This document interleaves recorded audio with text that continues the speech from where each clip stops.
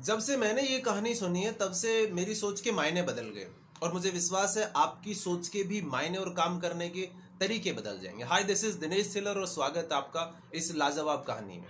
एक बार एक राहगीर कहीं जा रहा था तो उसने देखा कि 3 मजदूर पत्थर तोड़ने में लगे हुए हैं अलग अलग डिस्टेंस पे। तो उसने पहले मजदूर से पूछा कि भाई क्या कर रहे हो। तो उसने बहुत झुंझलाहट में और गुस्से में, जबकि धूप बहुत ज्यादा पड़ रही थी तो जाहिर सी बात है गुस्सा भी आ ही जाता है, तो उसने बोला दिख नहीं रहा, पत्थर तोड़ रहा हूं। सेड ओके ओके ओके ठीक है।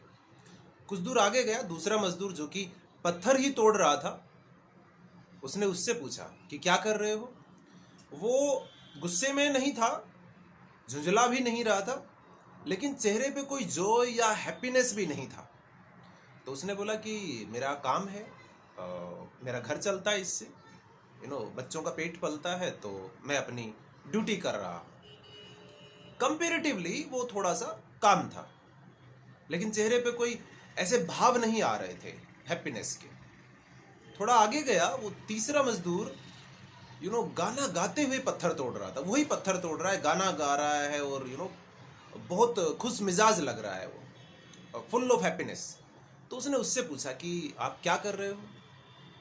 तो उसने बहुत ही खुशी के साथ में बोला कि यहाँ पे एक भव्य मंदिर का निर्माण होने वाला है, मैं उस भव्य मंदिर का निर्माण कर रहा हूँ। और जब ये वो बोल रहा था तो उसका चेहरे का नूर और उसकी आंखों में जो चमक थी, वहां पे साफ दिखाई दे रहा था कि उस भव्य मंदिर में इसका कितना बड़ा कंट्रीब्यूशन होने वाला है। गजब की बात देखिए, तीनों को मजदूरी बराबर मिल रही थी, टाइम भी बराबर दे रहे थे, धूप तीनों को लग रही थी और पत्थर तोड़ने में तकलीफ भी तीनों को उतनी हो रही थी। लेकिन एक ये सोच के कर रहा था कि यहाँ पे बहुत आलीशान, बहुत ही भव्य मंदिर बनने वाला है जो हमेशा याद रखा जाएगा। और एक इसलिए कर रहा था क्योंकि उसे ये पत्थर तोड़ना उसकी नसीब में लिखा गया है। माय डियर फ्रेंड, हम सभी काम तो कर रहे होते हैं, लेकिन आपका जो रवैया है, जो एटीट्यूड है, जो नजरिया है, अगर वो सिर्फ इतना है कि हाँ मुझे ये काम दिया गया है, अब तो किसी तरह करना ही है, तो फिर मुझे लगता है उसमें वो हैप्पीनेस नहीं ढूंढ पाएंगे और मुझे लगता है उसके परिणाम भी कुछ और होंगे।